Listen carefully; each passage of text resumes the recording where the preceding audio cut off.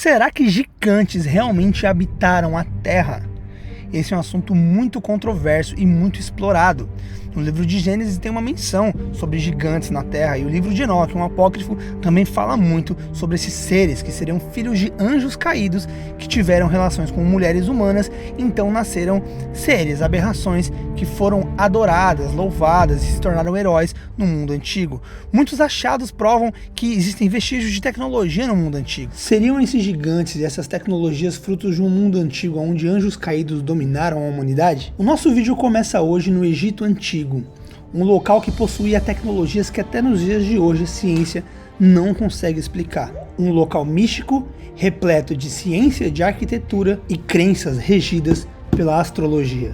As pirâmides, por exemplo, até os dias de hoje a tecnologia atual não poderia replicá-las, além da sua arquitetura, que aponta diretamente para as estrelas do cinturão de Órion. Existiam pirâmides na China, no Alasca, no Oriente Médio, Extremo Oriente, Oceania. Povos supostamente sem comunicação e sem a menor tecnologia conseguiram replicar essas pirâmides ao redor do mundo inteiro, fizeram proezas de arquitetura, de ciência, de engenharia sobrenaturais.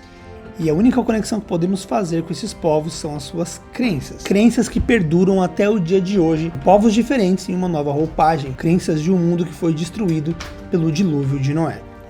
O trabalho dos construtores não apontam para as estrelas por acaso. Eles apontam para as estrelas porque foi de lá que as suas entidades vieram governar o mundo antigo. Na Bíblia cristã é comum anjos serem mencionados como estrelas. Seriam anjos, estrelas caídas, os fundadores e os deuses dessas civilizações? Todas três dessas supostamente afastadas civilizações usaram pirâmides em sua arquitetura sagrada. Todas as três adoravam seus reis como deuses. A religião de todas as três estava focalizada na busca da imortalidade da alma humana. Os sacerdotes de todas as três eram astrônomos sofisticados, com conhecimentos muito avançados sobre os ciclos dos astros. Seria uma coincidência que as cobras venenosas fossem sagradas aqui, da mesma forma que eram no Antigo Egito e também no México Antigo?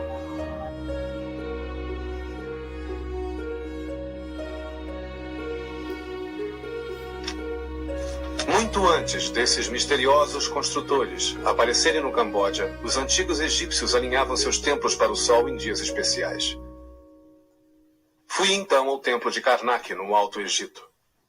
Como o rifle de um atirador de elite, seu eixo longo e estreito mira o sol ao amanhecer no solstício de inverno, no dia 21 de dezembro, o dia mais curto do ano.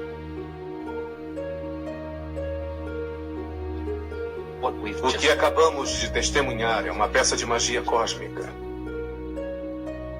Um encantamento lançado há quase 4.000 anos pelos mestres astrônomos e arquitetos do Antigo Egito. Ligando o eixo de Karnak com tanta precisão ao nascimento do sol no solstício de inverno, os antigos egípcios estavam tentando unir a terra com o céu.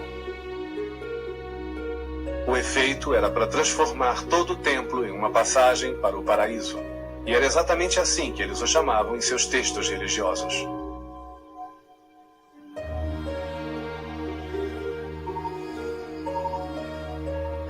Os textos da pirâmide nos diz que existe um Nilo no céu, que obviamente é a Via Láctea. Veja aqui, imagine o curso do Nilo. Sei. Se você olhar, essa foi uma coisa que me chamou a atenção. Se você olhar o padrão das três pirâmides de Gizé, o que eu estava olhando naquele momento era uma saliência peculiar da terceira pirâmide à esquerda da diagonal das duas primeiras. E no minuto em que eu comparei o mapa das três pirâmides, as três estrelas do cinturão de Órion, na mesma hora, eu vi um padrão. Parece uma ideia extraordinária que eles tenham trazido o céu para a Terra. Eles o modelaram. O Egito é todo assim. A essência da crença de que o Egito era uma terra cósmica, uma terra que era um espelho do céu. Se esses anjos, filhos de Deus, vieram na Terra e tomaram mulheres para si, e delas nasceram essas aberrações, fica claro que o dilúvio Deus mandou para eliminar esses híbridos da Terra. O livro de Enoque fala que esses híbridos, que esses gigantes morreram em carne, mas seus espíritos ficaram vagando e se tornaram espíritos imundos. Em algumas culturas existem seres, semideuses, indivíduos carnais dotados de poderes e de habilidades. Os Incas da América do Sul acreditavam que existia uma raça de gigantes na Terra antes do grande dilúvio. O mesmo se deu com muitas outras antigas civilizações. Alguns os tomaram por deuses, outros reproduziram suas imagens em pedra ou escreveram sobre eles em suas histórias. Os gregos e os romanos falaram de sangue que caiu do céu, indo regar o colo da deusa Gaia, gerando os titãs, uma raça de temidos gigantes.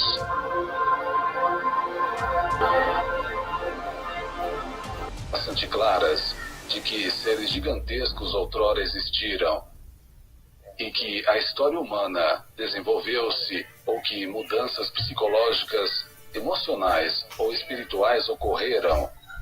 E aqueles seres que sobreviveram pertenciam aparentemente a um grupo de genes menores. Porém, a possibilidade de que tenham existido outros segmentos da humanidade aparece de forma quase explícita na própria Bíblia. O livro dos Números diz que após vagar no deserto com seu povo, Moisés enviou batedores para encontrar um lugar onde pudessem se estabelecer. Os batedores foram para o norte, para Hebron. Ao retornar, relataram: todos que vimos ali eram gigantes. E éramos, aos nossos próprios olhos, como gafanhotos, e assim também lhes parecíamos.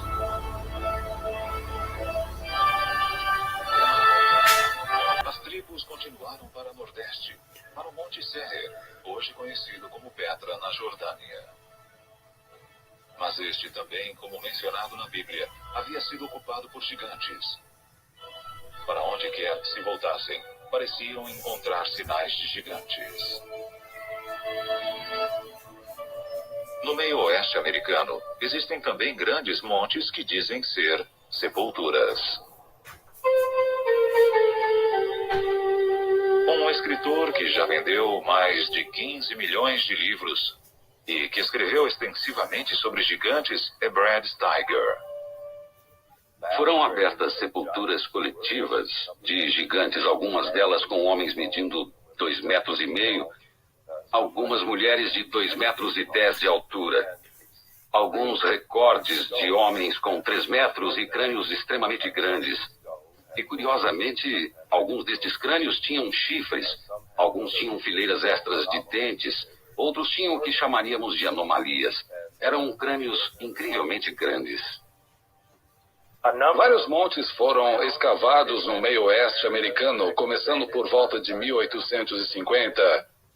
E, em muitos casos, eles encontravam esqueletos de pessoas com mais de 2,10 metros de altura. E, em muitos casos, tinham fileiras duplas de dentes, bem como, em alguns casos, 6 dedos em cada mão e 6 dedos em cada pé. O esqueleto encontrado em Bridalveil Falls, na Califórnia, por um grupo de mineiros, primeiro eles encontraram uma parede com hieróglifos muito intrincados, pensaram que iriam encontrar ouro por trás da parede. Eles derrubaram e acharam uma mulher segurando uma criança coberta de pele, de um pó estranho. O mesmo tipo de restos mortais de uma mulher alta e mumificada foi encontrado no Texas, no Vale da Morte e em outras partes da Califórnia. Estes antigos recortes de jornal são tudo o que resta destes misteriosos gigantes. Vencedor do prêmio de melhor jornalista do ano, Jim Marrs tem especial interesse na ciência especulativa. A arqueologia naqueles tempos ainda estava gatinhando. Qualquer um que tivesse uma pá saía por aí vendo se encontrava alguma coisa. Porém, o interessante é que, na verdade, não podemos relacionar a descoberta desses corpos mumificados e fósseis e ossos gigantes com nenhum lugar em particular. Eles foram encontrados na Grécia, na Itália, foram encontrados no Oriente Médio e na América. E mesmo que descartemos alguns como sendo mistificação ou interpretação errônea de alguma outra coisa, ainda nos resta evidência suficiente para demonstrar que em certa época eles caminharam. Comenta aí o que você acha. Esses seres realmente caminharam sobre a Terra? E hoje a gente está vendo aí a humanidade levando a tecnologia, levando a ciência, a gente vê transhumanismo, projeto genoma humano, inteligência artificial, a gente vê muita coisa sendo integrada dentro do corpo do ser humano, e a gente vê mais uma vez o ser humano se transformando em uma outra coisa. E a gente vê também que houve uma segunda investida desses anjos na época de Moisés. A gente vê também que eles foram presos no livro de Enoque, mas de alguma forma houve uma outra investida. Isso é um mistério. Seriam eles os djinns? Estariam eles hoje operando no mundo e trazendo então Anon?